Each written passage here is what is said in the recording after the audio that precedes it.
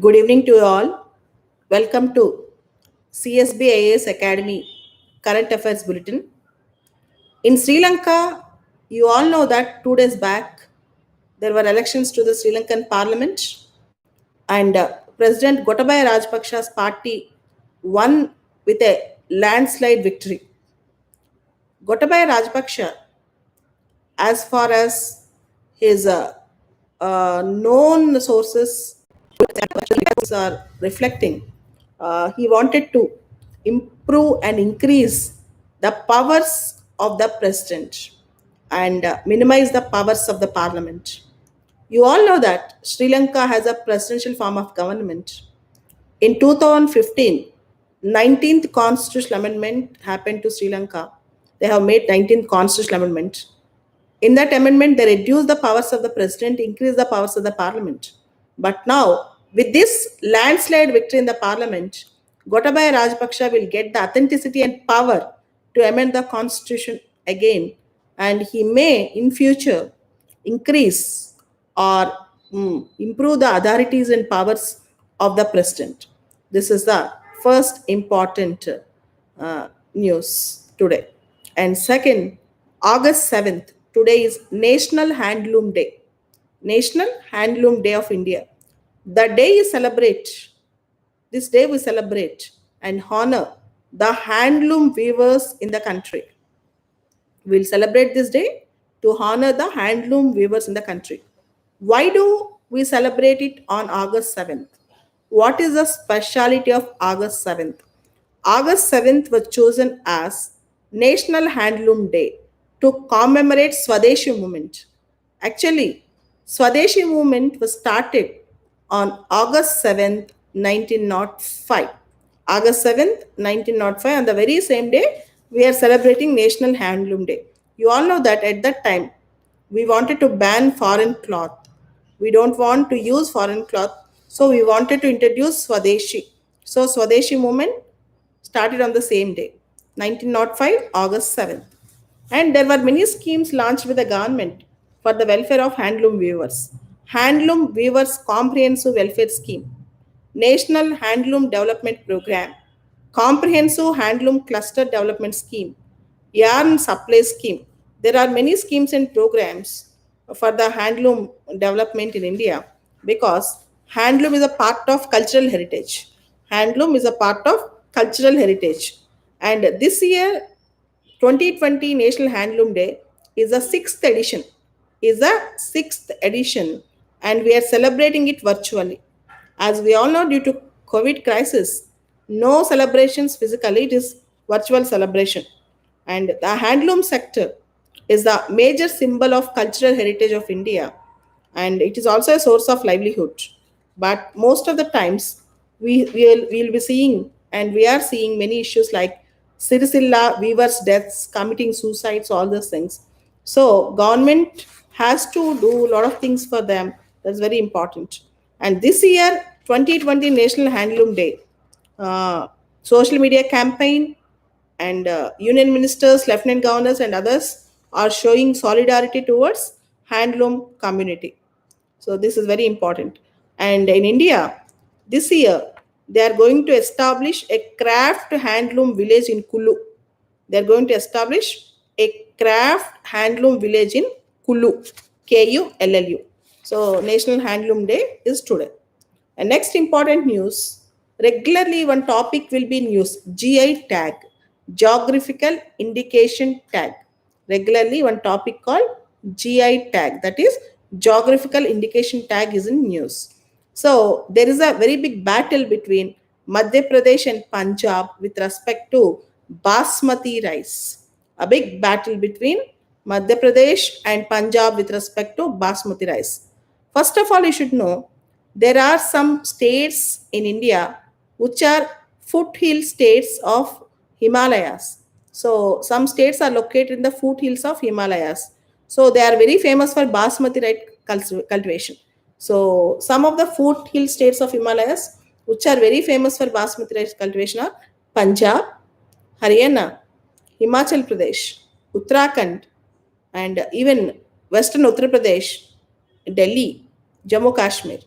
and selected districts of these places. Not every district, selected district. Actually, all these areas are considered as specialized territories for basmati rice. So, specialized territories for basmati rice, and they got a GI tag in the registry.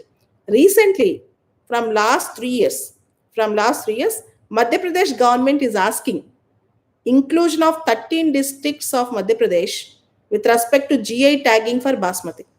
Inclusion of 13 districts of Madhya Pradesh with respect to GI tagging for basmati. Then Punjab CM Mr. Amarinder Singh is saying that we should not give GI tag to basmati rice belong to Madhya Pradesh. He is saying the basmati rice which are in this specialized territory in the foothills of Himalayas have a different quality reputation, and they have special aroma, special flavor, special taste. And whereas the basmati rice belonging to Madhya Pradesh are of different taste, different quality, different aroma. So he's saying that we should not give GA tag. If credibility is lost with respect to GA tags with respect to basmati rice, Pakistan's basmati rice might take a lead in the export market. In India, our export market for the basmati rice is to the tune of 33,000 crores every year. Our basmati rice export market is 33,000 crores every year. So, Punjab Chief Minister Amarinder Singh is saying that don't give GA tag to Madhya Pradesh basmati rice. Madhya Pradesh does not fall under specialized zone for basmati cultivation. Madhya Pradesh does not fall under specialized zone for basmati cultivation. So don't use this. But Madhya Pradesh is saying, I want GI tag for my basmati rice. And Madhya Pradesh is trying hard for this. It is trying very hard for this. And Madhya Pradesh CM is telling Punjab CM comments are politically motivated. Punjab CM's comments are politically motivated. And GI tags in India, GI registration will be done under GI Act 1999, Geographical Indication Act 1999. Let's wait and see who is going to win the fight. Let's wait and see. And next important news, Italy has issued to prosecute Marines for killing Indian fishermen, says central government. What is this Italian Marines and fishermen issue? See, you need to understand a background about this case. In the year 2012, one Italian ship called Enrica Lexi, Italian ship Enrica Lexi is near the Kerala, our Kerala state. In the ship, there are marines they are sailors, navy men. They have seen two fishermen and they thought they were pirates. They were pirates. And you know what happened? These Italian marines have killed these fishermen, innocent fishermen. Immediately, India captured them and tried them. And Kerala High Court in May 2012 said that India has jurisdiction to try the Italian marines. But Italian marines went to the Supreme Court and Supreme Court have given conditional bail to them. Our Indian Supreme Court have given conditional bail to Italian marines in 2016. And then after taking bail, Italian government went to arbitral tribunal, went to international tribunal under UNCLOS, United Nations Convention on Law of Seas. And you know what happened? UNCLOS arbitral tribunal said that Italian marines have used their discretion innocently and they will get immunity. They thought that the two fishermen are pirates, so they killed them. They'll get that immunity. Immunity means they should not get punishment. But but at the same time, the tribunal said that Italian marines, that is, Italy should give compensation to Indian fishermen. They should give compensation to Indian fishermen. So after this judgment, our NIA, National Investigation Agency, filed a petition in the Supreme Court to close the case. So already arbitral tribunal have given judgment under UNCLOS. Then there is no meaning to run the case. Let us stop the case. Let us close the case. This was the NIS petition. Then Supreme Court said, So Italy have not yet paid compensation to the fishermen's families. Italy have not yet paid any compensation. Let Italy pay the compensation, then we can think about the closing of the case. Let it pay the compensation, then we can think about the closing of the case. This is the thing. And Italy also assured that also assured that though Indian courts don't have any jurisdiction over it, in the Italy locally, in the local courts in Italy, they are going to try these two. They are going to try this Italian marines who killed two fishermen. So Italy also said that I will locally try these marines, but India have no jurisdiction. This is the contention. But Italy have not paid any compensation to our fishermen. This is a story. This is a very famous case, Italian fishermen case, where international law have come into existence. UNCLOS, United Nations Convention on Law of Seas, also invoked in this. This is very important, particularly to write good answers in mains, to take examples in interview, all these things with respect to international law. And one more important news, in Kerala, Idukki district, there was landslide. There was a big landslides. Landslide is due to the rains, recent rains in Kerala. At least 9 deaths are reported. 9 deaths are reported, and 60 people went missing. So, for your information, you are expected to know 2 3 points with respect to prelims. With respect to landslides, you are expected to know 2 3 points. First thing, there is a book called Orange Book. There is a book called Orange Book. With respect to disaster management, this Orange Book deals with guidelines. The guidelines enshrined in the Orange Book of the disaster management of the state. So you should know what is Orange Book. Orange Book, how to manage the disasters guidelines. Second thing, in India, landslides. Landslides are very, popular, famous. When there was a, see, you should know, in northwest Himalayas, eastern Himalayas, northwest Himalayas, eastern Himalayas, and western Ghats in India, we can see disastrous landslides. Northwest Himalayas, eastern Himalayas, and western Ghats in India, you can see disastrous landslides. I am posting this PDF in the CSB IS Academy Telegram channel. You need to remember a map like this.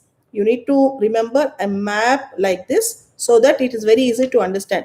Landslides occur mostly in which places. This type of maps you need to have this. Okay. So this is northwest Himalayas, eastern Himalayas, and western Ghats. And landslides. What are landslides? They are like hydrogeological hazards. Any movement of rock, any movement of debris, so they will come like this, like in a slope from the top. Big stones, rocks, debris, they will move suddenly to the earth so that they may kill people. Earlier, landslides are only natural disasters. Now, because of deforestation, because of heavy rains, because of man-made disasters, also landslides are being occurred. So you are expected to study about landslide. I do remember in 2016 there is a concept called cloud burst that have appeared in the exam. Cloudburst, air mass, landslide, avalanche. These are all very important for mains and prelims in UPSC. So kindly read the definitions. And around 15% of Indian territory is prone to landslides. 15% of Indian territory is prone to landslides. Okay, landslides are hydrogeological disasters. You can say they are hydrogeological disasters. So next important news, UN reports sharp increase in cybercrime during pandemic. So cyber crimes have increased during coronavirus. People were jobless, they are very free, they have leisure time, number one. Number two, significant rise of cyber crimes, particularly hacking. And there were some companies exclusively for hacking activity. So they will, if you pay money, they'll hack any website. That was the thing. And most of these hacking companies, which are on hiring basis, they are located in India. So you can hire a hacking company and you can hire any website, anything. So this is very, very important. A 350% increase in the phishing websites during corona crisis. A 350% increase in the phishing crisis. What is phishing? PHISHING. Phishing is online frauds. Phishing is online frauds. So you need to see this. And terrorist activities, money laundering activities, ransomware. You are asking, no, hack a website and ask for money. All these things, ransomwares, extorting money, heinous crimes, terrorist activities, money laundering activities, stalking of women, pornography, all these cyber crimes have increased during COVID crisis. In fact, 350% increase in the phishing websites. This is the news that is coming up. So you are expected to know in detail about this. And one more important news is Prime Minister Modi attended a virtual conclave. Modi ji attended a virtual conclave on new educational policy discussion, transformational reforms in higher educational policy, transformational reforms in the higher education policy. So Modi ji, the debate was initiated by, it was introduced by Minister of Education. Don't say Minister of HRD. Now we don't have the word HRD, Human Resource Development. We have Minister of Education. I think you all know this. And PM Modi have also spoken about Mr. Rabindranath Tagore in his speech. Today is Rabindranath Tagore's death anniversary. Today is Rabindranath Tagore's death anniversary. Modi ji said, the highest education the highest education is that which not only informs us but brings our life in harmony with all existence. I'm repeating the statement. PM Modi spoke about Rabindranath Tagore in the Educational Reforms Conference with respect to new educational policy in India 2020. In that, PM Modi ji quoted Rabindranath Tagore. Rabindranath Tagore's quote is, the highest education is that which not only informs us but brings our life in harmony with all existence. Even this quote might become a essay question next year. So it is not just information. Education is not just about information. It should be it should make us to sync with our nature, sync with our all existence, sync with our quality of life, sync with our needs of life. The purpose of education is that this is called highest education. Just getting knowledge is not education. Education means which is helpful for life, which will make man to sync with the nature. That is called education. And Modi ji said, the new education policy focuses on how to think rather than what to think. It focuses on how to think rather than what to think. And the new education policy also pulls out India from herd mentality, that is group mentality. Like in India, everybody studies engineering or everybody studies teacher. So variety of professions, multidisciplinary approach. Our new education policy is promoting innovation, curiosity, critical thinking, etc. And he also spoke about teacher. He spoke about dignity of teaching. Teacher should also study every day. Teacher should also be learning new things, all these things. And Modi ji also said, new educational policy is recommending, not mandate. Recommending, just recommending that up to fifth class, the education should be in the mother tongue. New education policy just recommending that up to fifth class, the education should be in the mother tongue. All these things he spoke. And he also spoke that if higher educational institutions give quality education, they will get some autonomy and freedom. If higher education institutions maintain some quality, definitely they'll get autonomy and freedom. So Modi ji spoke at length. I think this speech will help you. This speech will help you in writing very good essay on education. I'm posting this speech in my Telegram channel. Important highlights, not the entire speech, the highlights. You can go through that so that it will be very much helpful to you. Okay. And the next important thing, GDP will contract this year, definitely. GDP will contract. GDP growth rates will come down. But how much it is going to come down this fiscal year? Nobody knows. Different rating agencies are talking about different things. But RBI is maintaining deafening silence. So RBI was very much silent. It is not talking anything about that. India's GDP is going to contract, but RBI is maintaining silence on that. How much it is going to contract? In fact, you all know that monetary policy is dealt by RBI, fiscal policy is by the government. But with respect to GDP, government measures are also very important. RBI alone cannot tell the predictions how GDP is going to contract, how much it is going to contract, all those things.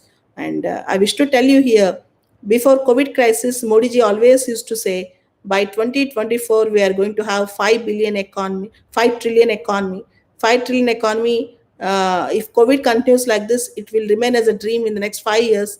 Let's wait how we are going to recover after the COVID crisis. This 5 trillion economy dream, we need to realize. Then only India can be called as a topmost nation in the world, particularly in Asia at least, if not in the world. India is number three in the purchasing power parity today. As on today, India is number three in PPP, purchasing power parity. Let's wait how it's going to happen. So these are all the important current affairs today, and we'll meet tomorrow with new current affairs which are important for exam. Okay, thank you.